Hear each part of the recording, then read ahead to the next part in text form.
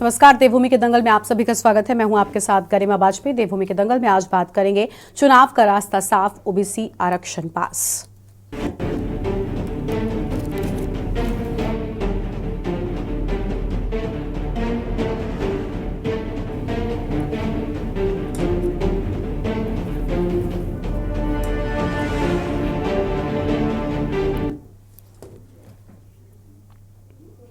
देवभूमि उत्तराखंड में निकाय चुनाव की चर्चा अब एक बार फिर से नए सिरे से शुरू हो गई है। दरअसल उत्तराखंड आरक्षण ने ओबीसी आरक्षण के अध्यादेश को मंजूरी दे दी है। राजभवन की इस मंजूरी के बाद में प्रदेश में निकाय चुनाव की राहें खुल गई हैं और इस अध्यादेश की मंजूरी के बाद सरकार से लेकर संगठन तक जल्द ही निकाय चुनाव कराने का दावा करने जाने की बात सामने आई है। हालांकि निकाय चुनाव कब होंगे ये बताने की स्थिति में अभी भी सरकार नहीं है, तो वहीं विपक्ष का मानना है कि निकट भविष्य में सरकार निकाय चुनाव कराएगी और इस पर कांग्रेस का अभी भी भरोसा नहीं है। बता दें कि राज्य में निकाय चुनाव का रास्ता साफ हो गया है। राज्यपाल retired lieutenant general Gurmeet Singh ने सभी निकायों में अन्य पिछड़ा वर्ग यानी कि ओबीसी को आरक्षण के अध्यादेश को मंजूरी दे दी है और इसके साथ ही निकायों में ओबीसी के आरक्षण की अधिकतम 14% की सीमा की बंदिश भी खत्म होने जा रही है। सरकार अब आबादी के मुताबिक ओबीसी के लिए निकायवार आरक्षण तय कर सकती है और मिली जानकारी के मुताबिक सरकार जल्द ही आरक्षण का प्रारूप जारी कर आपत्तियां आमंत्रित करेगी। बताते चले कि प्रदेश के 100 नगर निकायों का 5 साल का कार्यकाल पिछले साल 2 दिसंबर 2023 को खत्म होने के बाद नए प्रशासकों के हवाले कर दिया गया और इसके बाद धामी सरकार बार बार प्रशासकों के कार्यकाल को बढ़ाती रही और अब करीब 1 साल बाद भी सरकार निकाय चुनाव को लेकर स्थिति स्पष्ट नहीं कर पाई है। सरकार ने निकाय के साथ ही छात्र संघ चुनाव, सहकारिता और पंचायत के चुनाव भी टाल दिए हैं। ऐसे में विपक्ष का तर्क है कि हार के डर से सरकार कोई भी चुनाव नहीं कराना चाहती है। सवाल यह कि आखिर क्यों ओबीसी आरक्षण की मंजूरी के बावजूद विपक्ष को सरकार पर भरोसा नहीं है? आखिर कब तक सरकार निकाय चुनाव की स्थिति को साफ क्यों नहीं कर पाई है? और आज इसी मुद्दे पर हम करेंगे विस्तार से चर्चा। खास मेहमानों का पैनल हमारे साथ में जुड़ने वाला है, लेकिन उससे पहले एक नजर डालिए आज के हमारे स्पेशल रिपोर्ट पर।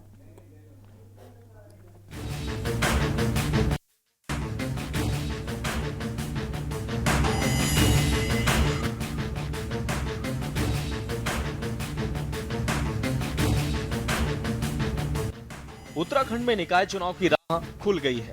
पिछले लंबे समय से राजभवन में विचाराधीन ओबीसी आरक्षण के अध्यादेश को मंजूरी मिल गई है। राजभवन की इस मंजूरी के बाद प्रदेश में निकाय चुनाव की राह भी खुल गई है। राज्यपाल retired lieutenant general Gurmeet Singh ने सभी निकायों में ओबीसी आरक्षण के अध्यादेश को मंजूरी दे दी है। इसके साथ ही निकायों में ओबीसी के आरक्षण की अधिकतम 14% की सीमा की बंदिश भी खत्म होने जा रही है। सरकार अब आबादी के मुताबिक ओबीसी के लिए निकायवार आरक्षण तय कर सकती है। देखिए, माननीय राज्यपाल जी का मैं सबसे पहले आभार व्यक्त कर रहा हूँ कि उन्होंने इसकी मंजूरी दी है और अब हमारे द्वारा यानी सरकार के द्वारा आरक्षण निर्धारण होगा। आरक्षण निर्धारण के बाद फिर आपत्ति मांगी जाएंगी और उसके बाद उसका निस्तारण होगा।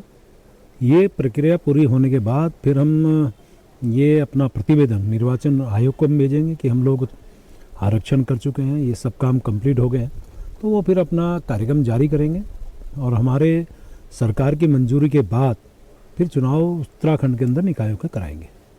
चुनाव के प्रति गंभीर नहीं है। अगर सरकार गंभीर होती तो 1 साल से ज्यादा का समय हो गया, चुनाव टाले जाते क्या? सरकार किनारा काट रही चुनाव से। आरक्षण में अभी तक होमवर्क नहीं कर रखा है। अब तो गवर्नर साहब ने बिल भी आरक्षण के बिल में हस्ताक्षर कर दिए हैं, तो सरकार को तत्काल उसका अनाउंसमेंट करना चाहिए था, लेकिन नहीं। अभी तो उनका होमवर्क ही होना है, उसके बाद ही वो करेंगे जो भी करना होगा। हमारा मानना है कि सरकार जानबूझकर चुनाव लटकाना चाहती है। अभी और कुछ न कुछ बहाना बनाकर सरकार इस चुनाव को आगे खिसकाएगी। आपको बता दें कि सुप्रीम कोर्ट ने ओबीसी को स्थानीय निकायों में आरक्षण के लिए व्यवस्था तय की है। सुप्रीम कोर्ट के निर्देश पर उत्तराखंड सरकार ने प्रदेश में आरक्षण का खाका तय करने के लिए एकल सदस्यीय समर्पित आयोग का गठन किया था। इसके आधार पर सरकार मानसून सत्र में इस संबंध में विधेयक लेकर आई थी। विधेयक पर सदन में सहमति नहीं बनने के चलते उसे प्रवर समिति को सौंप दिया गया था। इस बीच निकाय चुनाव के लिए प्रदेश भर में बढ़ते दबाव के चलते सरकार अध्यादेश लाई। वहीं आयोग की सिफारिश के अनुसार ओबीसी आरक्षण को 14% से बढ़ाने की सिफारिश की गई है। मौजूदा समय में शहरी निकायों में कई स्थानों पर ओबीसी की संख्या न के बराबर है। वहीं अध्यादेश की मंजूरी के बाद अब ओबीसी समाज का प्रतिनिधित्व बढ़ेगा।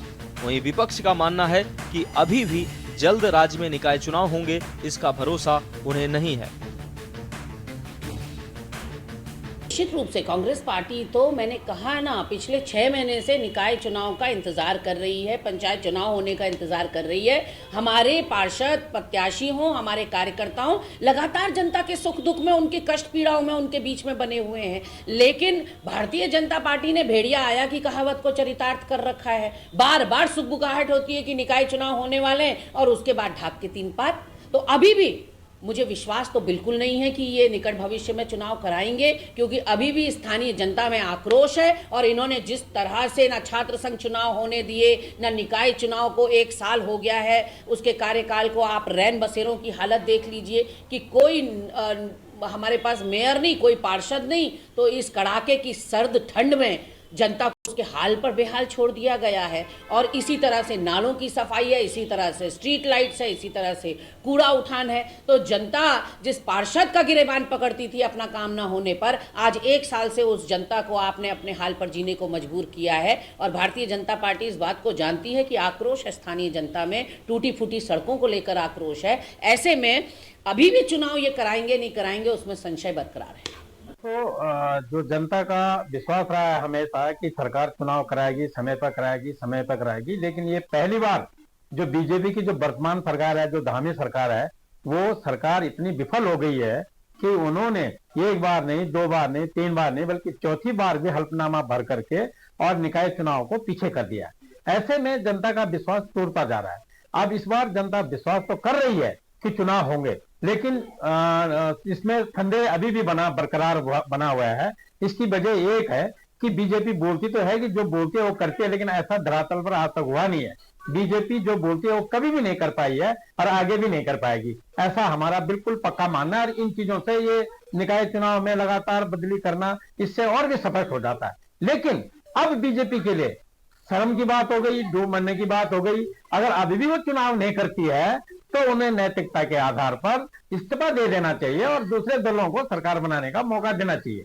और अभी भी अगर वो चेतता नहीं आती है तो बीजेपी के प्रति जो जनता का थोड़ा बहुत धर्म के नाम पे या जो भड़काने के नाम पर वो जनता को करती थी, उससे विश्वास हट जाएगा और बीजेपी शून्य पर आ जाएगी।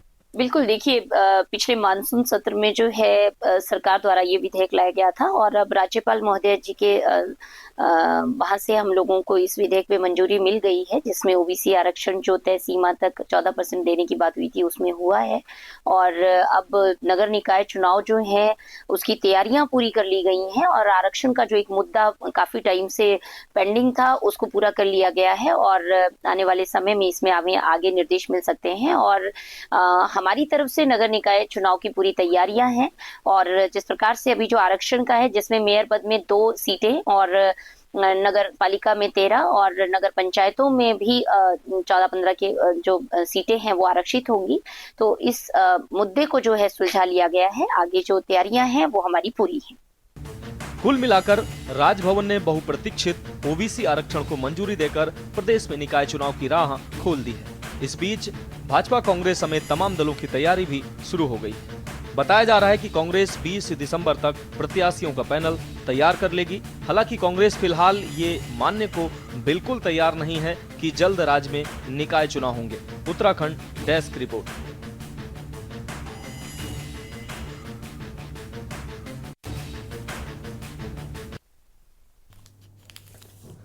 और देवभूमि के दंगल में आज इसी मुद्दे पर करेंगे विस्तार से चर्चा। खास मेहमानों का पैनल हमारे साथ में जुड़ने वाला है। सबसे पहले इनसे आपको रूबरू कराते हैं। हमारे साथ में सत्यवीर सिंह चौहान जी हैं, प्रदेश प्रवक्ता हैं भारतीय जनता पार्टी की ओर से।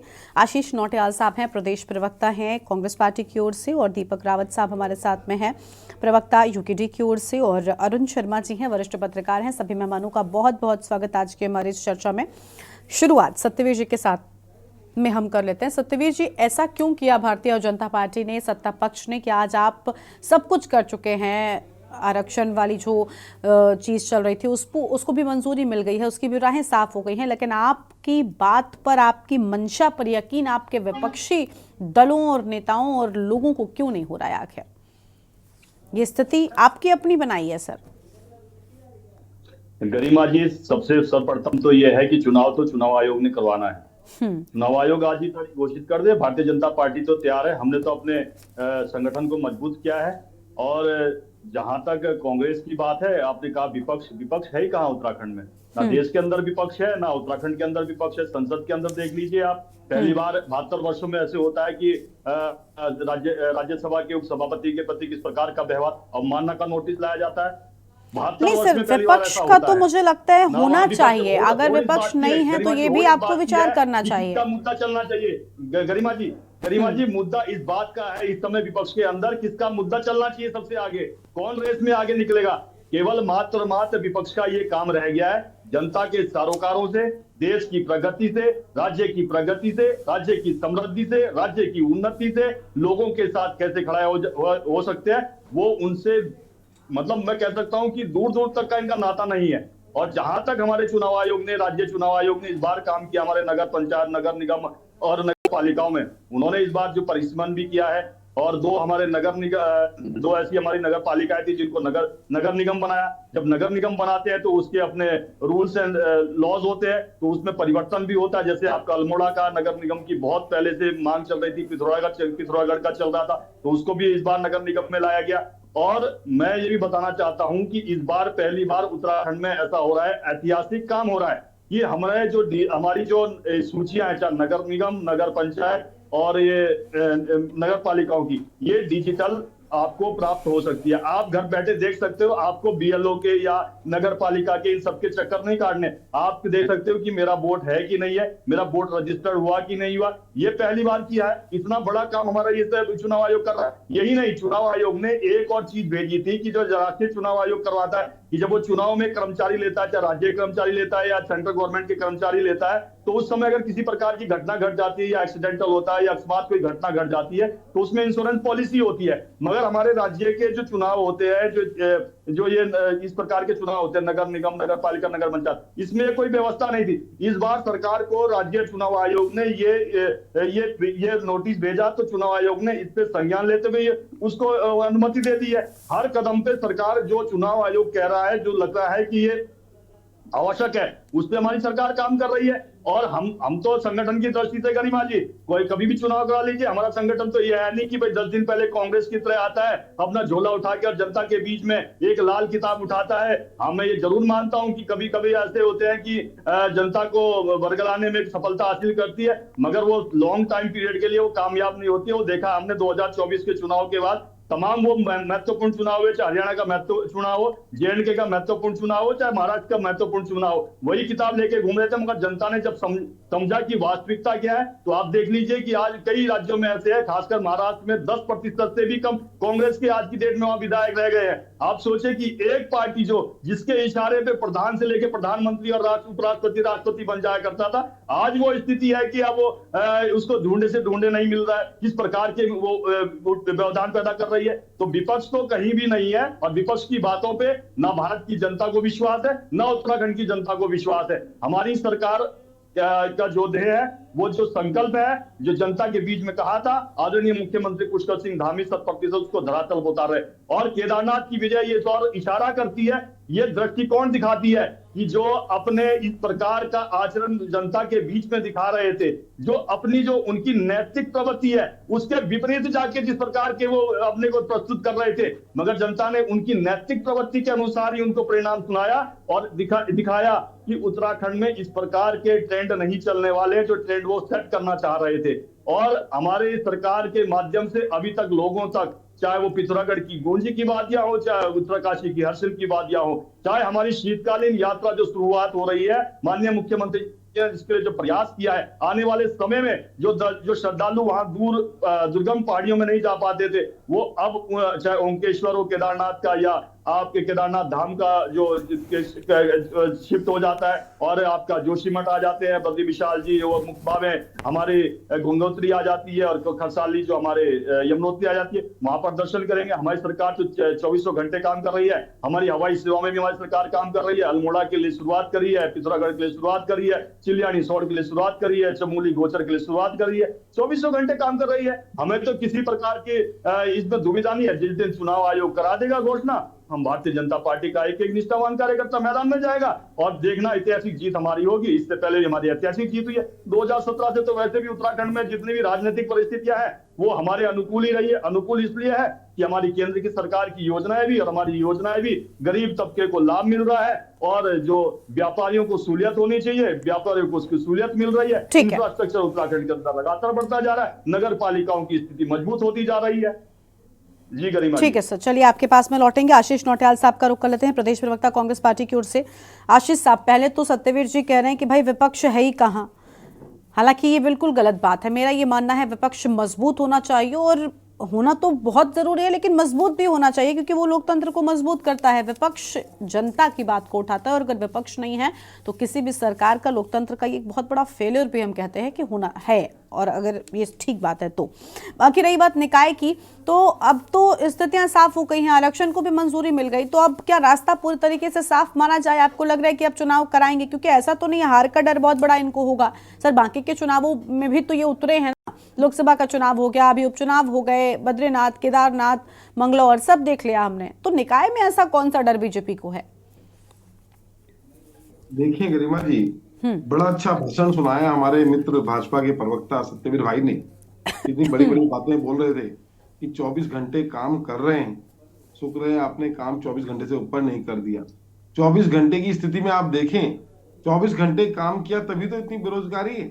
आज राज्य के अंदर बेरोजगारी बढ़े जा रही है, उसका कारण आपको 24 घंटे काम करना है। 24 घंटे काम कर रहे हैं तभी तो भ्रष्टाचार कर पा रहे हैं। भ्रष्टाचार कर रहे हैं और वहां से जो है आय से अधिक संपत्ति के मालिक हो जा रहे हैं, तो 24 घंटे काम का ही नतीजा है। महिला उत्पीड़न कर रहे हैं, लॉ एंड ऑर्डर खत्म हो चुके हैं, ट्रैफिक व्यवस्था खत्म हो चुकी है, बना के रख दी इन्होंने 24 घंटे वालों ने। शर्म नहीं आती किस तरह से इन्होंने राज्य को बर्बाद करने की साजिश कर रखी है और राज्य को बर्बाद करने का काम कर रहे हैं। अभी आपने सवाल करा कि जो है ये डर क्यों, क्योंकि चुनाव जीत रहे हैं। देखिए, चुनाव जीत नहीं रहे हैं, उन चुनावों में पूरा केंद्र इनके साथ लगा हुआ था जो चुनाव अभी तक हुए, और उसमें जीत रहे हैं। एक देखें, केदारनाथ के अंदर तो वोट कम ही हुए हैं, बड़े थोड़ी हैं। हम ये आज 22,000 वोट हम लाते हैं, 25,000 ही लाते हैं उपचुनाव में, जबकि उपचुनाव में तो सरकार के पास सारा धन बल क्या नहीं था, सब कुछ था, और इनके पास तो केंद्र से हद से ज्यादा समर्थन तक था। प्रधानमंत्री जी की शाखा दौड़ लगी थी, तो इन्होंने जो हथकंडे अपनाए थे सब अपनाए, उसके बाद भी कोई इतनी बड़ी जीत नहीं हुई इन लोगों को जो ये सोच रहे हैं। तो डर इनको इस बात का है कि नगर निगम के अंदर जो इनके मेयर साहब थे, मेयर साहब आय से अधिक संपत्ति के मामले में घिरे हुए हैं। बात ये नहीं है कि मतलब किस बात से नहीं करा रहे हैं, ये शासन प्रशासक जो बैठा रहे हैं, प्रशासकों को बैठाकर क्या घपला करा रहे हैं, ये अभी पता नहीं। कौन सी फाइल दबाने का काम कर रहे हैं, कौन कौन से रिकॉर्डों को दबाने का काम कर रहे हैं। इन्हें लगता है अगर कांग्रेस सत्ता में आई तो वो जरूर हमें जेल का रास्ता दिखाएगी, इसलिए ये जो है हर जगह प्रशासकों को बैठाकर अपने तरीके से काम करा रहे हैं और कागजों को, फाइलों को दबाने का काम कर रहे हैं, जितना इन लोगों ने भ्रष्टाचार किया है। आप देखिए नगर निगम के अंदर तो करोड़ों का भ्रष्टाचार चलेगा। आप देखें, इन्हें जाने, और उसके बाद नगर क्या इन्होंने करोड़ों में तक घोटाले कर दिए। ये जो बोर्ड लग रहे हैं बाजारों में, उनके ठेके तक में इन्होंने घपला करा है। इन्होंने कोरोना के टाइम पर सैनिटाइजर का घोटाला किया, सैनिटाइजर के बदले पूरे सब बाजारों में पानी डालने का काम किया। जब आम आदमी तरस था अपनी जान बचाने के लिए, किस तरह हमारी जान बच जाए, उस टाइम पे पानी डालने का काम कर रहे थे सैनिटाइजर के नाम पर। सैनिटाइजर घोटाला तक इन लोगों ने किया, करोड़ों रुपए खा गए ये लोग जनता के। तो इन्हें डर इस बात का है। आज आप देखें, सफाई के नाम पर मानव श्रृंखला बनाने का काम करते हैं। पॉलिथीन बंद करने के लिए इन्होंने लाखों लोगों की मानव श्रृंखला बनाई। क्या पॉलिथीन आज बंद हो पाई?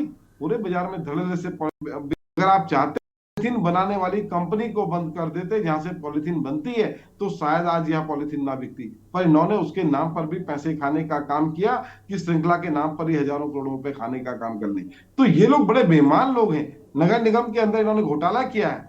इनको पता है कल तक जो युवा हमारे साथ था, जिस युवा के दम पर ये जो दम भरते थे कि हम लोग जीते हैं, युवा हमारे साथ है, अब इन्हें पता लग गया युवा हमारे साथ नहीं है, इसलिए उन्होंने कॉलेज तक के चुनावों को बंद करने का काम किया। कॉलेज में चुनाव नहीं कर रहे हैं। लोकतंत्र के हत्यारे हैं भारतीय जनता पार्टी वाले, ये लोकतंत्र की हत्या कर रहे हैं। आप देखिए ग्राम प्रधान को जो है आपने उनका कार्यकाल बढ़ा दिया। ग्राम प्रधान कौन होता है समझे आप? ग्राम प्रधान गांव का, अपने गांव का मुखिया होता है। गांव की छोटी छोटी समस्याओं के लिए ग्राम प्रधान के पास जाया जाता है।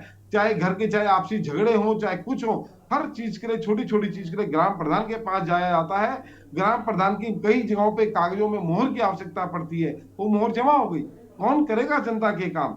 ये लोग सिर्फ और सिर्फ पैसे खाने के लिए अपने अपने लोगों की नियुक्तियां आगे कर रहे हैं, शासक प्रशासक बैठाने का काम कर रहे हैं, जिससे जनता को नुकसान हो रहा है। पार्षद आज नहीं है क्षेत्रों में, 1 साल हो गया है। आखिर ऐसा क्या कारण है चुनाव नहीं करा पा रहे हैं? इन्हें ओबीसी आरक्षण ये सब अब याद आई, इनको पहले पता नहीं था कि 5 साल में चुनाव होना है, और कह रहे हैं कि चुनाव आयोग का काम है। तो आपका क्या काम है? भ्रष्टाचार करना। सिर्फ भ्रष्टाचार करना भारतीय जनता पार्टी का काम है कि भ्रष्टाचार करें? जब युवा रोजगार मांगे तो उन पर डंडे मारने का काम करें? महिलाओं के साथ उत्पीड़न करने के लिए आपको रखा हुआ है? आप जहां देखें किसी महिला के साथ उत्पीड़न होता है, कुछ होता है, वहां भारतीय जनता पार्टी का नेता शामिल होता है। तो इस तरह की हरकतें कर रहे हैं, शर्म करो। किस तरह से आपको जनता ने इसलिए चुना था? बातें करते थे बेटी बचाओ बेटी पढ़ाओ की, क्या बचा रहे हैं? बेटी तो आप लोगों से बचाने की आवश्यकता है। हद से ज्यादा बेईमान और भ्रष्टाचारी लोग हैं भारतीय जनता पार्टी के नेता, और बड़े बड़े भाषण सुनाने का काम कर रहे हैं मंच यहाँ पर आके डिबेट में, कि यहाँ पर जो है 24 घंटे काम कर रहे हैं। 24 घंटे काम करने के बाद अगर इतना भ्रष्टाचार हो रहा है तो मान्यवर अपने घर बैठे काम मत करें। आपके काम करने से अगर राज्य का अहित हो रहा है तो आप अपने कामों को बंद करें। आपके बस का सत्ता चलाना नहीं है, आप विपक्ष में बैठने के लायक, आप विपक्ष में बैठे, सत्ता उसके पास रहने दें, इसको सत्ता चलानी आती है, ये सत्ता चलाने के लायक नहीं है। तो इन्हें शर्म आनी चाहिए। लेकिन फिर भरोसा फिर जनता इन पर क्यों कर रही है अगर ये सत्ता चलाने लायक नहीं है? आपके आरोपों को हम सच मान ले, हम इनको ठीक भी नहीं मानते, हम ये नहीं कह रहे हैं ये ठीक है, लेकिन अगर आप इनको गलत कह रहे हैं तो किस बिना पर? जनता का विश्वास तो हर बार हर चुनाव में इनको ही मिलता जा रहा है, समर्थन हर जगह पर, हर चुनाव में इनकी जीत हो रही हो। अगर आप सिर्फ ये कहते रहेंगे कि इनको हार का डर है, इसको कैसे मान लिया जाए? कारण कोई भी हो, हम ये नहीं कह रहे कि निकाय चुनाव सही समय पर करा दिए, इसमें उनकी गलती नहीं है, लेकिन आप विपक्ष की अपनी भूमिका किस तरीके से, क्या सही तरीके से निभा पा रहे हैं? आप कह रहे हैं कि इनको हार का डर है, किस बिना पर आप ये बात कह रहे हैं?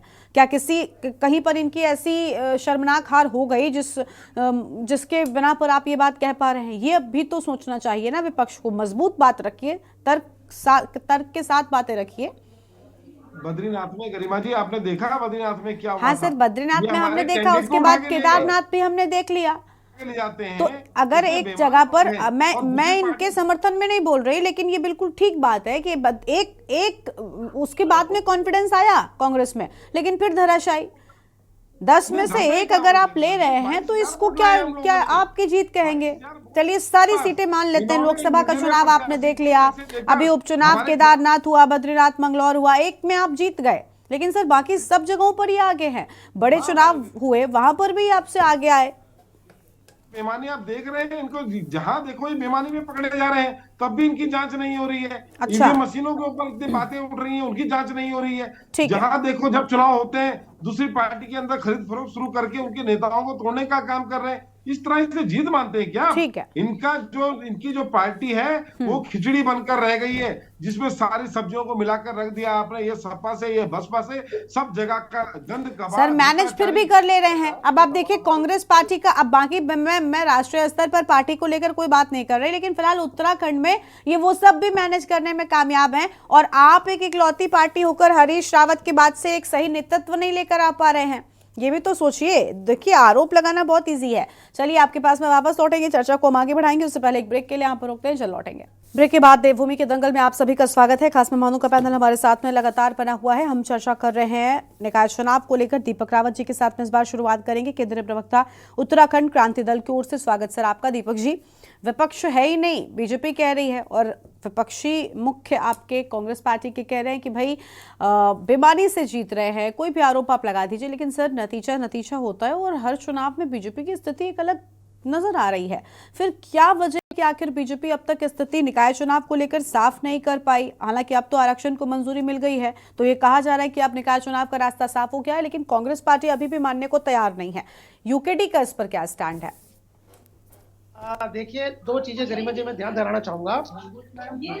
जब सत्ता का नशा सर पे चढ़ता है और जब अहंकार आपके शब्दों में झलकता है, तो विपक्ष कहाँ नजर आएगा आपको? लोकतंत्र किसी भी देश में हो, चाहे किसी भी देश में हो, लोकतंत्र की परिभाषा यही है कि जहां पर एक सत्ता पक्ष हो और एक विपक्ष हो।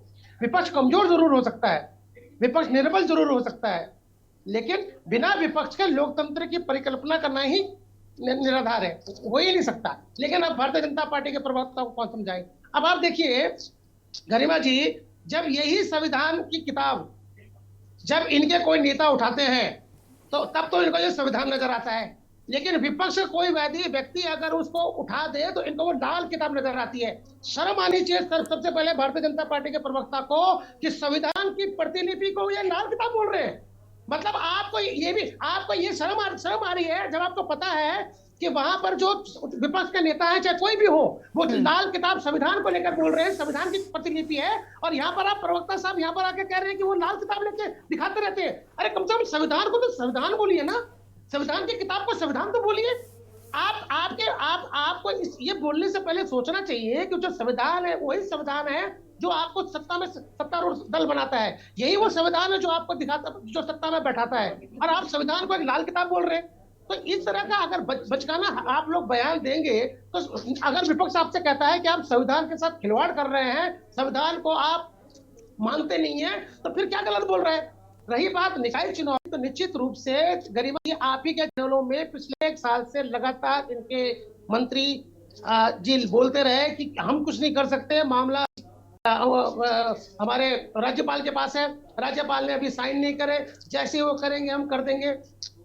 कल भी हम इस डिबेट 2-3 दिन पहले जब हम डिबेट में बैठे थे यही बात हुई थी। अब जब आज उस अध्यादेश में साइन कर दिए हैं तो वही मंत्री जी देखिए जनता के सामने कितना सफेद झूठ बोलते हैं कि अभी वो आरक्षण आएगा, उसमें आए, फिर वो प्रस्ताव हम चुनाव आयोग को भेजेंगे, फिर चुनाव आयोग निकालेगा।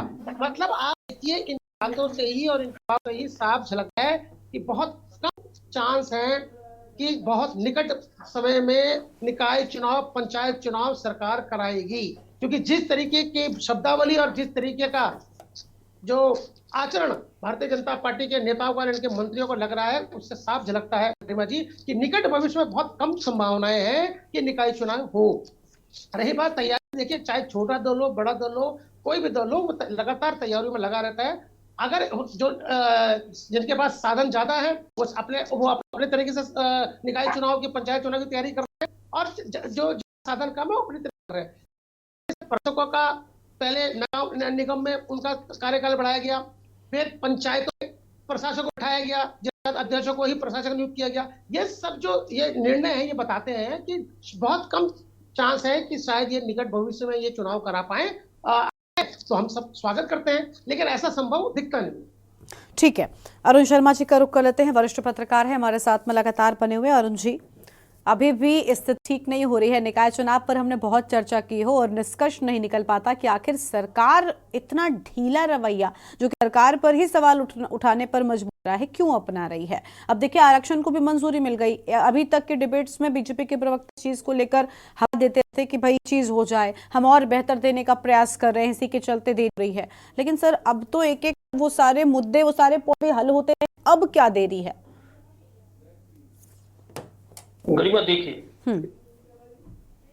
हम पहले भी ये डिबेट्स में बैठ चुके हैं और इस पर चर्चा कर चुके हैं आरक्षण को, बिल्कुल, कि जो गैरसैंण में सत्र हुआ था पिछले, उसमें भारतीय जनता पार्टी के विधायकों, चाहे वो प्रीतम पंवार हो, मुन्ना सिंह चौहान हो, चमोली है, इन्होंने ही ये मुद्दा उठाया था जब नगर निगम और नगर निकाय जो एक्ट है वो पारित हो रहा था। तो इन्होंने ही उठाया था ये मुद्दा कि जो अन्य प्रदेश का ओबीसी है वो इस प्रदेश का ओबीसी नहीं हो सकता। और ये बात मैं पहले भी कह चुका हूं, और उसी को लेके ये जो मामला था प्रवर समिति को भेजा गया। प्रवर समिति ने और एकल सदस्य आयोग जो था, इन दोनों ने अपनी रिपोर्ट दी और उसके आधार पर ये आरक्षण का जो विधेयक है ये राज्यपाल की मंजूरी के लिए भेजा गया। अब राज्यपाल ने उसे मंजूरी दे दी है और एक निश्चित प्रक्रिया है कि जब नोटिफिकेशन होगा उसके बाद 10 दिन के अंदर आपत्ति मांगी जाएगी। अब आप ये कहें आज की तारीख में कि चुनाव फिर टालने की साजिश है, तो मैं नहीं मानता। मैंने पहले भी आपकी डिबेट में कहा था कि 15 जनवरी के आसपास चुनाव होंगे, और तो ये अब आप लगा लीजिए 2-3 दिन में, मुझे लगता है इसी हफ्ते ये आरक्षण का जो जिन्न है ये बाहर आ जाएगा पेटी से। कौन कौन सी नगर पालिकाएं, कौन कौन से नगर निकाय किस आरक्षण के दायरे में आएंगे, ये चीजें सामने आ जाएंगी। हमारे 11 नगर निगम है, 11 में से कितने एससी के लिए होंगे, कितने ओबीसी के लिए होंगे, कितने महिलाओं के लिए होंगे, कितने सामान्य के लिए होंगे, ये चीजें निकलकर सामने आ जाएगी। इसी तरह नगर पालिका और नगर पंचायतें हैं, उनकी भी स्थिति स्पष्ट हो जाएगी। तो ये एक चीज और मैं ध्यान दिला दूं आपको, अगर आपको भी ध्यान हो गरिमा, कि हाई कोर्ट में सरकार ने एफिडेविट दे रखा है 25 दिसंबर तक का। हम पहले भी बात कर चुके हैं, 25 दिसंबर तक चुनाव कराने की बात थी, लेकिन यह कहा जा सकता है कि 25 दिसंबर से पहले हम चुनाव घोषित करवा रहे हैं। तो वो 25 दिसंबर से पहले ही चुनाव घोषित होंगे और उसके बाद ये लग रहा है 15 जनवरी के आसपास तक या 15 से 20 के आसपास चुनाव संपन्न करा लिए जाएंगे नगर निकायों को। अभी मैं पंचायत की बात नहीं कर रहा हूं, हम नगर निकायों की बात कर रहे हैं। और ना मैं मुद्दे से इधर उधर होना चाहता हूं, किस सरकार ने क्या किया, किस पार्टी ने क्या किया, कौन संविधान की रक्षा कर रहा है, कौन संविधान का मखौल उड़ा रहा है, उस पर बात नहीं करना चाह रहा हूं। मैं केवल चुनाव की बात करना चाह रहा हूं कि मुझे यह लगता है कि 25 दिसंबर से पहले सरकार चुनाव कार्यक्रम घोषित कर देगी और ये चुनाव 15 और 20 जनवरी के बीच में संपन्न करा लिया जाएगा। अब उसके बाद, अब क्योंकि राज्यपाल के आरक्षण को मंजूरी देने के बाद सरकार के पास कोई बहाना नहीं बचता। देखिए, पहले हम बात कर रहे थे जब तो केदारनाथ चुनाव की बात कर रहे थे कि केदारनाथ चुनाव होने के बाद सरकार इन चुनाव को कराएगी, तो अब वो स्थिति आ गई है, अब कोई चुनाव नहीं रह गया, अब तो सीधे सीधे कराना ही पड़ेगा। और उसी वजह से जो मुझे लगता है शहरी विकास मंत्री ने जो बाइट दी है आपके चैनल पे, वो इसी वजह से दी है कि अब उनको भी लग रहा है कि अब बचना मुश्किल है, अब कराना ही पड़ेगा। और अगर चुनाव कराए तो आज की परिस्थिति में भी मुझे लगता है कांग्रेस और यूकेडी से की अपेक्षा भारतीय जनता पार्टी की तैयारी ज्यादा मजबूत। अब वो बाकी जनता के विवेक पे निर्भर करता है कि वो किसे पसंद करती है, किसे नापसंद करती है, लेकिन अब चुनाव होने अवश्यंभावी है। जी गरिमा, बिल्कुल ठीक बात है कि चुनाव जरूर होने चाहिए और सही समय पर होने चाहिए ताकि जो जनता का नुकसान हो रहा है वो बिल्कुल भी ना होने पाए। सत्यवीर जी के पास चलेंगे। सत्यवीर जी, तैयारी आपकी ज्यादा है, अरुण जी ने कह दिया और इसमें कोई दो राय नहीं है। हम भी मानते हैं कि बीजेपी तो चुनावी मोड में रहने वाली पार्टी, एक चुनाव होता नहीं दूसरे की वो तैयारी शुरू कर देती है। विपक्ष आरोप ही सही, मैं सत्यवीर जी ये नहीं कह रही हूं कि विपक्ष सही है, मैं आपसे पार्टी की प्रवक्ता होने के नाते ये कह रही हूं कि अगर वो झूठा आरोप भी लगा रहे, आपकी ये जिम्मेदारी बनती है कि सर उस आरोप को नकारा जाए और उसे गलत साबित किया जाए, जो आप करते भी हैं। फिर इस मामले में बीजेपी ने मतलब मजबूत एक्शन लिया नहीं, ऐसा लगता है जवाब दिया ही नहीं विपक्ष को। क्यों आखिर? मैं विपक्ष को सही करार नहीं दे रही, मैंने फिर आपसे कहा ना कि आरोप ही मान लीजिए आप उसको, कि वो आप पर आरोप लगा रहे हैं चुनाव न कराने का। वो तो खुलकर कह रहे हैं ये चुनाव कराने से डर रहे हैं। बीजेपी को चाहिए कि एक मजबूत स्टैंड ले और बताए कि कैसे डर रहे हैं हम मजबूत पार्टी, और आप हम पर डरने का आरोप कैसे लगा सकते हैं? बोलिए सर। गरिमा जी, कांग्रेस को जवाब देने के लिए हमारा कोई, मुझे लगता है कोई आवश्यकता नहीं है। जनता खुद ब खुद जवाब दे रही है। अगर जनता को उनकी भाषा समझ नहीं आ रहे हैं तो मैं इसमें उनको किसी प्रकार से समझाना भी नहीं चाहता हूं। और लोकतंत्र में जो आपने कहा कि भाई भारतीय जनता पार्टी हमेशा चुनाव के लिए तैयार रहती है, इसमें भारतीय जनता पार्टी तैयार रहती है। ये भारतीय जनता पार्टी का मैं कहूंगा कि अंदरूनी मामला भी नहीं है। ये भारत के संविधान में और भारत के चुनाव में इस प्रकार की स्थितियां खड़ी हुई है। हर महीने, हर 6 महीने में, हर साल में कोई ना कोई चुनाव आता है। अब हमारा संगठन तो सतत चलने वाला संगठन है, चुनाव की दृष्टि से भी चलता रहता है और सामाजिक दृष्टि से भी चलता रहता है। लोगों की आर्थिक स्थिति मजबूत करनी हो उसके लिए भी चलता रहता है। अब चुनाव का जो ढांचा है इस प्रकार का है कि गरिमा जी की हर 6 महीने बाद, 1 साल बाद चुनाव है, तो भारतीय जनता पार्टी तो हमेशा उसके लिए तैयार है। अगर कांग्रेस तैयारी नहीं करना चाहती है या कांग्रेस के अंदर उस प्रकार का सिस्टम ही नहीं है, मैंने बताया 10 दिन पहले आते हैं और जनता के बीच में इस प्रकार के अनर्गल बयान दे के चले जाते हैं, तो जनता उसके अनुसार परिणाम भी उनको सुना रही है। जहां तक कांग्रेस के प्रवक्ता लोकतंत्र कर रहे थे, तो मैं इतना ही कहना चाहूंगा गरिमा जी, कांग्रेस के अगर प्रवक्ता लोग अपनी पार्टी का अगर थोड़ा सा भी भला चाहते हैं कि कांग्रेस की पार्टी थोड़ा मजबूत हो, वैसे तो इनको क्षेत्रीय दलों ने किस प्रकार आंखें बाहें दिखाने शुरू कर दी है, तो मुझे नहीं लगता है कि मुझे इस पे ज्यादा बोलने की आवश्यकता भी है। लोकतंत्र की हत्या वो कह रहे हैं कि वैसे तो एक रोचक तथ्य मैं आपको आपके नई समय जो दर्शक देख रहे हैं गरिमा जी बताना चाहता हूँ। इस देश की पहली प्रधानमंत्री रही केवल एक प्रधानमंत्री इंदिरा गांधी, जिसको कि किसी कोर्ट ने इलाहाबाद हाई कोर्ट ने ये कहते हुए उनको प्रधानमंत्री पद से हटाया कि उनका जो चुनाव है वो अवैध घोषित किया जाता है, उसमें कई तरह की विसंगति पाई जाती है। और इंदिरा गांधी ऐसी एक कांग्रेस पार्टी में रही है कि मतलब कि जिनको की पार्टी से भी निष्कासित किया गया। उस समय कांग्रेस आई और कांग्रेस आर, कांग्रेस ओ, मतलब जितने अल्फाबेटिकल उतनी तरह की कांग्रेस बन गई थी। तो लोकतंत्र की हत्या करने वाले लोग अपना बता रहे हैं कि उसके बाद किस प्रकार से पूरे देश में 21 महीने इमरजेंसी लगाई गई, वो तो सबने देखा है। और जहां तक जिन्होंने संविधान की बात करते हैं और जहां तक पार्टी के प्रवक्ता भी कह रहे हैं कि कांग्रेस के जो व्यक्ति है जो लाल किताब लेके घूम रहे हैं, उन्हें मान्यवर जी जरा जाके पूछ लेना। एक बार भी लोकसभा के अंदर भी पूछा गया था, ये बताइए नेता प्रतिपक्ष, पहली बार तो आपको संवैधानिक पद मिला है, ये बता दीजिए उसमें कितने आर्टिकल्स है, कितनी सूचियां उसमें, क्या क्या उसका विवरण है। मान्यवर जी एक बार नहीं बता पाए। वास्तविकता यह है कि लोगों के बीच में किस प्रकार की असमंजस की स्थिति पैदा करनी है, मगर देश की जब बहुत अच्छी तरीके से जानती है। और जहां तक भ्रष्टाचार की बात कांग्रेस के प्रवक्ता ने कहा, मैं इस पे ज्यादा नहीं बोलना चाहता हूं, क्योंकि स्वर्गीय राजीव गांधी ने कहा था कि जब मैं यहाँ से 1 रुपया बिताऊं तो राज्य तक पहुंचते पहुंचते वो घिस जाता है, एक हाथ से दूसरा, तीसरे हाथ से 5 हाथ, ऐसा होता है कि वो पहुंचते 15 पैसे पर यहाँ तक। और अभी तो हाल ही में देखा हमने धीरज साहू के यहाँ से कितना पैसा निकला, जब आरबीआई ने मशीनें भेजी तो वो मशीनें हाँफने लग गई, ट्रक भेजे तब उसके बाद मशीनों के लिए। और इनके ठगबंधन के साथी पश्चिम बंगाल में आजकल इनको आंखें दिखा रही है ममता बनर्जी। पार्थ चैटर्जी के यहाँ से किस प्रकार से ट्रक के ट्रक पैसे निकले थे।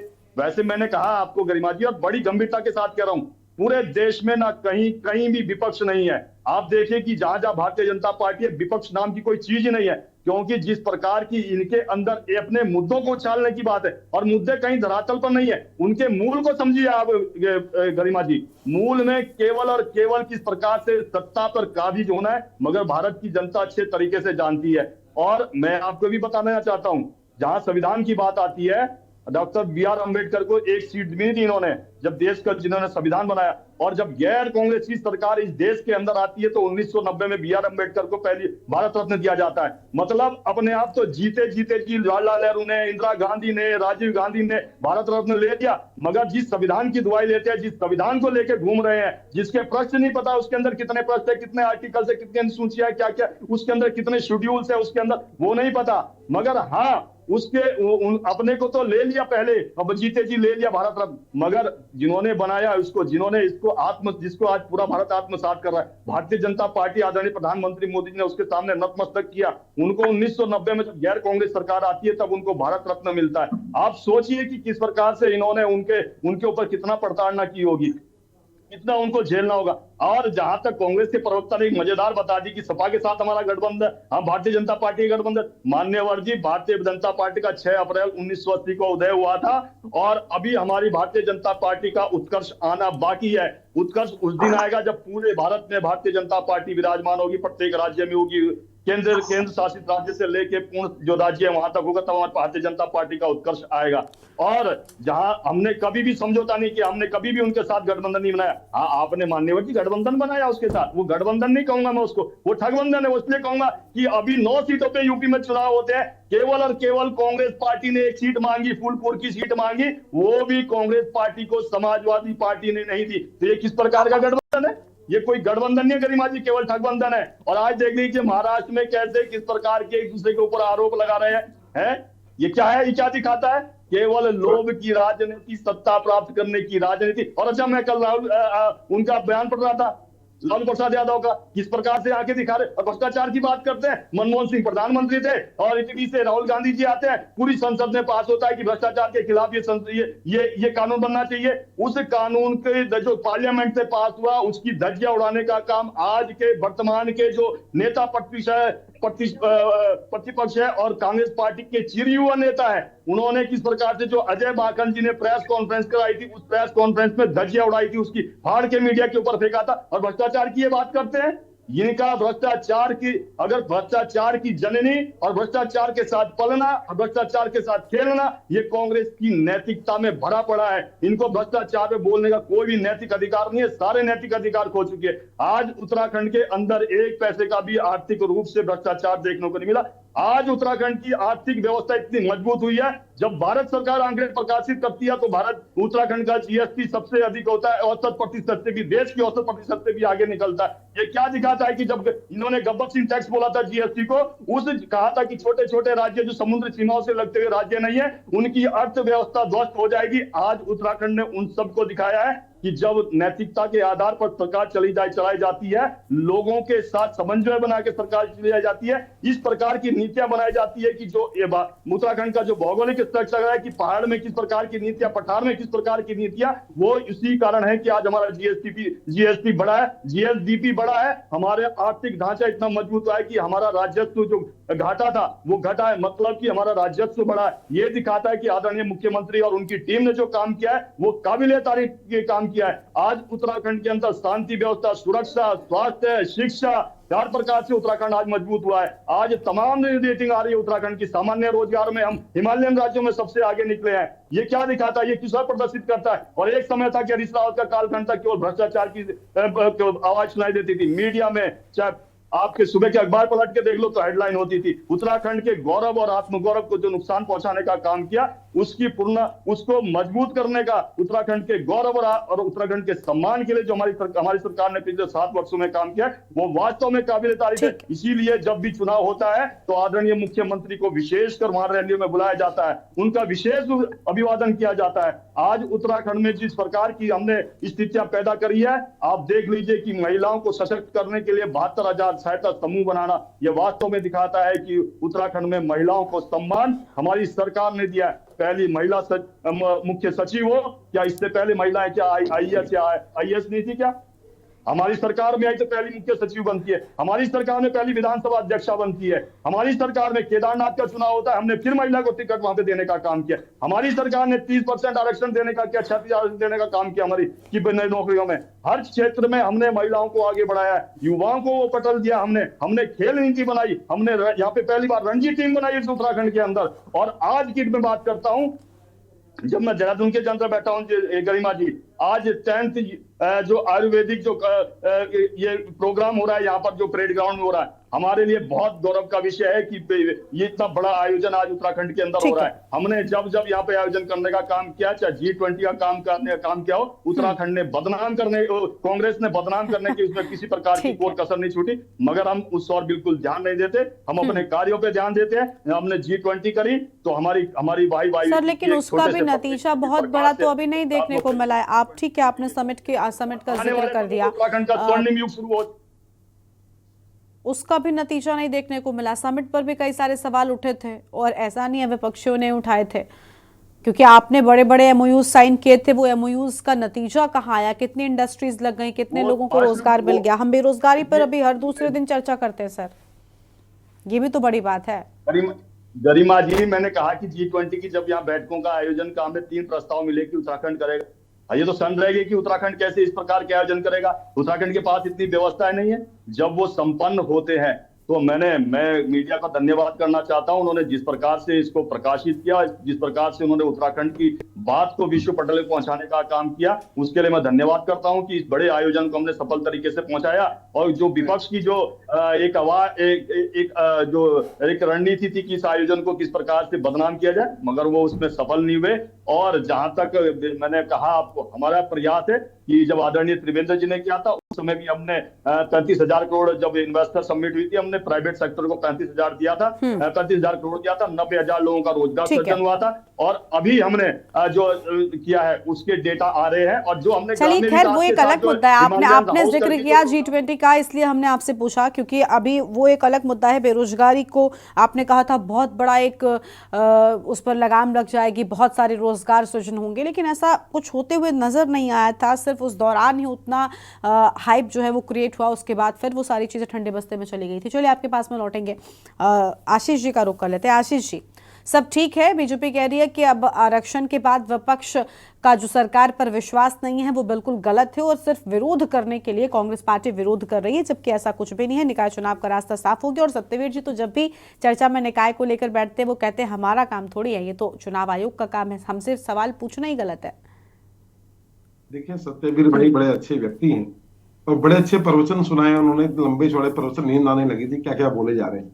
अपनी पार्टी के बारे में बात कर रहे थे, किसी और की पार्टी के बारे में बात कर रहे थे, या किसी और देश के बारे में बात कर रहे थे। अरे कहाँ शर्म आनी चाहिए आपको। उत्तराखंड में बैठकर आप उत्तराखंड के आगे धूप हो रही है कड़क, सत्यवीर जी और कह रहे आएंगे, हैं सुन बार लीजिए, बार आप अंधेरा आ हो जाएंगे रहा है। आपके पास। इतने झूठे और बेवना, भी तो प्रवचन खत्म हुआ है आपका, कितना बोलोगे? सारा आपने ही बोलना है क्या 1 घंटे का? तो अभी बात कर रहे हैं G20 की। G20 मेजबानी करने का मौका मिला, बड़ा सौभाग्य है। अरे घर में नहीं है दाने, अम्मा चली भुनाने, क्या कहावत है आप लोगों के लिए। यहाँ पे रैन बसेरे में रजाई गद्दे नहीं है। लोग वहां पे रैन बसेरे में जो गरीब तबका रहता है उसके लिए रजाइयां नहीं है, फटी हुई रजाइयां रखी हुई हैं, और बड़े आए मेजबानी करने वाले। आप अपने घर में जो रह रहे हैं उनको तो रखो ढंग से। मेजबानी की बात कर रहे हैं कि बड़ा सौभाग्य मिला आपको। पहले पैसा अपने पास है आपके कि नहीं है? आप कर्जा लेके दूसरे की मेजबानी करने का काम कर रहे हैं। ठीक है, अभी G20 पर चर्चा नहीं है, G20 पर चर्चा नहीं है, ठीक है, आप उस पर बोल चुके सर। कितने कर्ज में डुबाओगे उत्तराखंड को? मेजबानी करने की बात कर रहे हैं कि हमने बड़ी मेजबानी कर ठीक है सर, ठीक और है। आपके सत्यवीर जी आएंगे, थोड़ा इंतजार करिए। भ्रष्टाचार में नंबर 1 आप हैं। आपने मेयर, आपके मेयर गामा जी भ्रष्टाचार के आरोप में उन पर आय से अधिक संपत्ति का मुकदमा चलना चाहिए। आपने उन पर मुकदमा न चलाकर जिसने बोला उसको आपने जिला बदर कर दिया। तो आपके आरोप कौन लगाएगा? दूसरा आपके मंत्री हैं आप गणेश जोशी जी, आय से अधिक संपत्ति के मामले में उनके ऊपर आरोप है, पर आप जांच नहीं होने देंगे। जो बिजनेस के जो जज बोलते हैं कि जांच होनी चाहिए, आप उनका ट्रांसफर कर देते हैं। तो आपके आरोप कैसे पकड़े जाएंगे? अपने हैं तो बढ़िया है, दूसरे के हैं तो बड़े कड़वे हैं। किस तरह की बातें करते हैं आप लोग? झूठ बोलने का काम करते हैं। इलेक्टोरल बॉन्ड के माध्यम से पूरे देश ने आपको देखा है कितने बड़े भ्रष्टाचारी हैं आप। इलेक्टोरल बॉन्ड एक जीता जागता सबूत है भ्रष्टाचार का। आपने किस किस से इलेक्टोरल बॉन्ड के माध्यम से पैसा लिया और उसके बदले उसको क्या धंधा दिया, ये जीता जागता सबूत है। आप लोग इतने बेईमान और गद्दार लोग हैं। आप गाय काटने वाली कंपनी से चंदा लेते हैं, शर्म आनी चाहिए आप लोगों को। गाय के नाम पर राजनीति करते हैं और गाय काटने वाली कंपनी से 250 करोड़ चंदा लेते हैं, शर्म आनी चाहिए आपको इस बात से। किस तरह की बातें कर रहे हैं, कहाँ की बातें कर रहे हैं? नगर निगम की बात हो रही है और जा रहे कहीं और कह रहे हैं विपक्ष नहीं है। अरे कैसी बात कर रहे हैं? और अभी सबसे पहले इन्होंने क्या बोला था, मैं कांग्रेस को जवाब देना उचित नहीं समझता। आप समझते हैं कांग्रेस को जवाब देने का मतलब क्या है? कांग्रेस क्या है? कांग्रेस विपक्ष है और विपक्ष को जवाब देने का मतलब जनता को जवाब देना। आपने हमें जवाब नहीं देना है, वो जवाब जनता को देना है। जनता आपसे जवाब मांग रही है, हम जवाब नहीं मांग रहे हैं। आज आपके देखिए, आप कूड़ा नहीं उठाया जा रहा है, कूड़े नहीं उठ रहे हैं। रोज कूड़ा उठाने वाली कंपनी हड़ताल पर जा रही है, आप कूड़ा तक नहीं उठा पा रहे हैं यहाँ गली मोहल्लों से। लाइटें ठीक नहीं हो पा रही है, अखबार में आ रखा था जो लाइट लगाने वाली कंपनी है वो सरकार को आंखें दिखा रही है। ठीक है, चलिए ये एक सारी ये आपने ओवरऑल समस्याओं को लेकर बोला, लेकिन सवाल G20 से आगे था कि G20 में ठीक है आपने उस पर तो आप पहले भी बोल चुके हैं, अभी आपको निकाय चुनाव पर बोलना चाहिए था। चलिए ठीक है, अब आपके पास में लौटेंगे। वरिष्ठ पत्रकार हमारे साथ में अरुण जी लगातार बने हुए। अरुण जी, सिर्फ और सिर्फ विरोध करने के लिए क्या विरोध नहीं नजर आता कांग्रेस पार्टी या विपक्षी दलों की ओर से? एक तरफ सत्यवीर जी की पार्टी है बीजेपी, जो तैयारियों में जुटी है। ठीक है, अभी चुनाव नहीं हो रहा है, लेकिन ये तो बिल्कुल साफ समझ में आता है कि बीजेपी अपनी तैयारी पूरी कर रही होगी। उन्होंने जैसे ही केदारनाथ का चुनाव पूरा हुआ, निकाय चुनाव को लेकर कुछ बैठकें भी हुई थी, प्रत्याशियों को लेकर भी कुछ चर्चा हुई थी, ऐसी खबरें सामने आई थी। कांग्रेस की ओर से ऐसा कुछ नहीं है। ठीक है सर, जल्दी से बोल लीजिए। अरुण जी, आपसे मेरा सवाल है, एक बार सत्यवीर जी को सुनते चलिए। हमारे राष्ट्रीय महामंत्री संगठन भी ठीक है, अब आपस में झगड़ा नहीं। अपना जहर बोलोगे, गंदी बात बोलोगे, अच्छी बात बोल भी नहीं सकते आप। ठीक है आशीष जी, हो गया और जल्दी से सत्यवीर जी प्लीज। गरिमा जी, आपने मैं बताना चाहता हूँ कहा कि भारतीय जनता पार्टी की तैयारी, मैं स्पष्ट कर देना चाहता हूँ सर, मैंने आपके लिए पॉजिटिव ही बोला है। राष्ट्रीय महामंत्री जी अभी राष्ट्रीय महामंत्री संगठन यहाँ आए थे, उन्होंने सभी के साथ वार्ता अरे करी। मैं कह तो रही हूँ कि तैयारी आपने कर ली है, निकाय चुनाव नहीं कराएंगे वो अलग बात है, पार्टी की तैयारी पूरी है, नैतिकता गई भाड़ में। गरिमा जी, तैयारी तो चुनाव के लिए की जाती है। हाँ ठीक है, लेकिन चुनाव तो कराइए सर, तैयारी कर रहे हैं, जब चुनाव ही नहीं करा रहे तो क्या मतलब है। अरुण जी आप बोलिए। ठीक है सत्यवीर जी, आप अरुण जी को सुनते चलिए। अरुण जी बोलिए। गरिमा जी, हाँ देखिए, हाँ ये कांग्रेस, बीजेपी, यूकेडी, ये तो निश्चित तौर पर, क्योंकि चुनाव में भी ये एक दूसरे के खिलाफ लड़ेंगे, तो एक दूसरे की खिलाफत करना वो लाजमी है। और मुझे लगता है कि तीनों प्रवक्ता अपना अपना रोल बखूबी निभा रहे हैं। सतवीर भाई कहीं कॉमा फुल स्टॉप भी नहीं लगाते जब बोलना शुरू करते हैं, तो ऐसा लगता है कि ये पैसेंजर नहीं है, ये सुपरफास्ट कोई मेल जा रही है। तो ये स्थिति है, लेकिन ठीक है, उनका पक्ष रखना अपना काम है। लेकिन बात निकाय चुनाव की हो रही थी, और निकाय चुनाव को करते की बात करते करते हम तमाम जगह भटक गए, और निकाय चुनाव के मुद्दे पे मुझे लगता है सतवीर भाई ने कुछ नहीं बोला कि वो चुनाव अगर वो सरकार के प्रवक्ता है, मतलब सरकार की जो पार्टी है सत्ता पक्ष, तो उनको ये बताना चाहिए था कि आखिर संगठन के अंदर सरकार पर कौन सी तारीख तक चुनाव करा लेने का दबाव बनाया जा रहा है, क्योंकि संगठन की कई बैठकें हुई। आपने लास्ट में 5 सेकंड मांग के ये भी बता दिया कि आपके राष्ट्रीय महामंत्री संगठन बीएल संतोष यहाँ आए, उन्होंने तमाम बैठकें की। अब उन बैठकें की तो आखिर उन्होंने सरकार को एक कट ऑफ डेट तो दी होगी कि तब तक चुनाव करा लीजिए। बिल्कुल, यही मैंने भी उनको यही बोला। तो ये महत्वपूर्ण चीज ये थी कि ये बताते कि चुनाव कब तक होंगे, लेकिन वही इधर उधर की आंकने के बाद भी ये नहीं बता पा रहे कि चुनाव कब तक होंगे, तो इससे मनसा पर सवाल खड़े होते हैं। तैयारी आप कर रहे हैं, लेकिन कब होंगे चुनाव, बिल्कुल ठीक कहा आपने कि कम से कम अगर बड़े मंत्री आपके आकर चर्चा कर रहे हैं तो ये तो आपने भी सोचा होगा कि चुनाव कब कराने हैं, और आप सत्ता पक्ष की पार्टी हैं, उस नाते आपकी नैतिकता भी बनती है कि चुनाव आयोग से इस बात पर विचार विमर्श किया जाए कि आखिर चुनाव क्यों नहीं हो रहे हैं, क्या वजह है, अगर टाले जा रहे हैं तो ये सब आपकी जिम्मेदारी बनती है। और आपसे उम्मीद जनता ने अगर लगाई है, आपको सत्ता में जगह दी है, तो कम से कम इस जिम्मेदारी को निभाएं आप, यही उम्मीद की जाती है। शुक्रिया आप सभी मेहमानों का हमारे साथ चर्चा में आने के लिए, अपनी बात रखने के लिए। तो दामी सरकार पर एक तरफ विपक्ष निकाय चुनाव न कराने का आरोप लगा रहा है, लेकिन दूसरी ओर सत्ता पक्ष है जो कह रहा है कि चुनाव कराना चुनाव आयोग का काम है, सरकार की ओर से तैयारी पूरी है, सत्ता पक्ष की तैयारी पूरी है। अब चुनाव कब होंगे, एक तरफ अभी ओबीसी आरक्षण को भी मंजूरी मिल गई है, जानकारी ये भी मिल रही है, लेकिन अब तक तारीखें साफ नहीं हो पाई हैं। देवभूमि के दंगल में इतना ही। आप देखते रहिए के न्यूज़ इंडिया। नमस्कार।